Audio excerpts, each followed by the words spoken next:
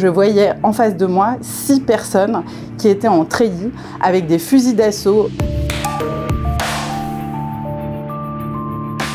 On a fait un reportage en fait sur le débit du Rhône. Nous sommes allés faire une interview près de la centrale de Tricastin. On est allé interviewer un élu régional qui s'occupe des questions du nucléaire notamment.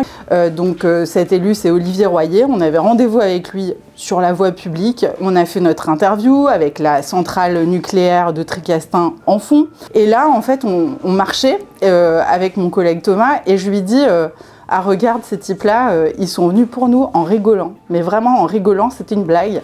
Parce que je voyais en face de moi 6 personnes qui étaient en treillis avec des fusils d'assaut. Et ils nous sont tombés dessus, quoi, littéralement, en nous parlant d'entrée de jeu de façon extrêmement impolie et extrêmement violente symboliquement. C'était qu'est-ce que vous foutez là est-ce que c'est bien vous qui avez filmé on va pas jouer au chat et à la souris.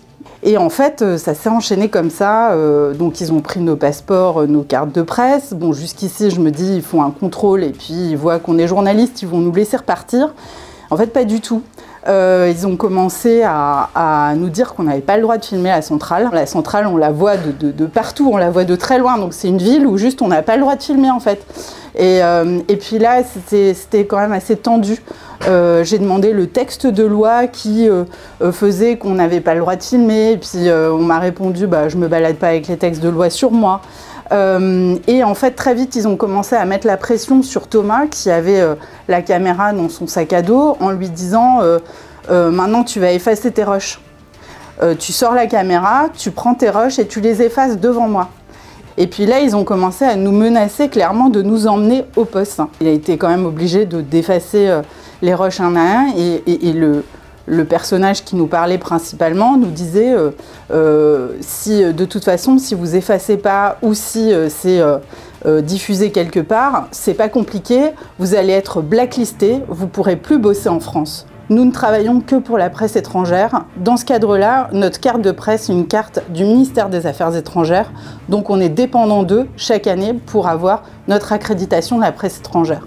Donc j'ai trouvé que cette menace-là était vraiment très précise, qu'elle frappait juste et qu'elle était juste inadmissible également. Toute l'ambiance autour de ce pseudo-contrôle était hors des clous, illégale.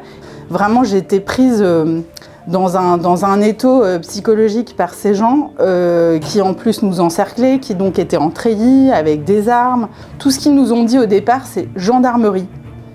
Et mais en fait, déjà, c'était pas les couleurs des gendarmes qu'on connaît. Deuxièmement, on a déjà eu affaire à moult reprises à des gendarmes et on n'a jamais eu ce genre de rapport avec eux.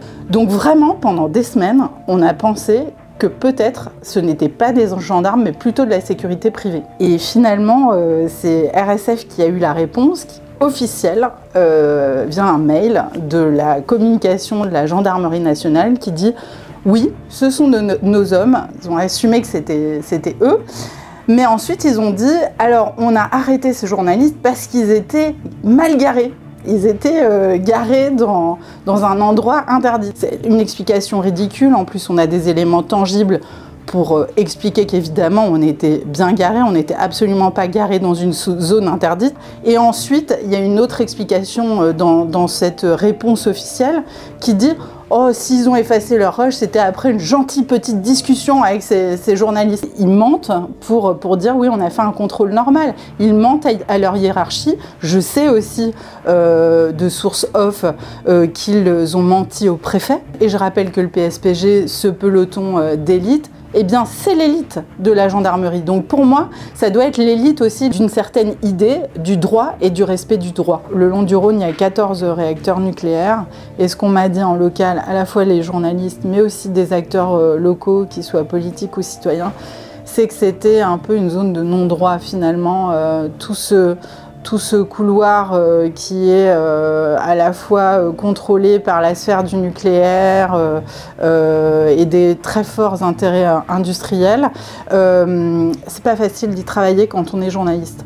il y a un problème à minima de formation des forces de l'ordre sur leur travail vis-à-vis des journalistes, sur le respect du droit de la presse, sur le respect de journalistes qui travaillent normalement. Il se trouve que j'ai travaillé beaucoup ailleurs qu'en France. Je me suis retrouvée notamment sur la route migratoire en 2015, entre la Macédoine et l'Allemagne. J'ai eu affaire du coup aux forces de l'ordre à des moments extrêmement tendus aux frontières, notamment en Serbie, notamment en Hongrie. Je n'ai jamais vécu un moment comme celui-ci où on m'a traité comme ça. Jamais. Donc ça, c'est pas normal. Il faut que ça cesse. Et voilà pourquoi j'essaie de raconter cette histoire, parce que je pense qu'elle est symptomatique d'une très mauvaise ambiance dans laquelle on est tous en train de travailler en France. Il y a des principes très simples dans toutes les démocraties, et l'un de ces principes, c'est la liberté de la presse. Et avec ça, on ne peut pas transiger. Et c'est pour ça que le travail des journalistes est très important, que le travail de Reporters sans frontières est hyper important, et on ne peut pas transiger avec nos principes. Sinon, demain, on va se réveiller dans un autre pays avec d'autres conditions de vie, croyez-moi.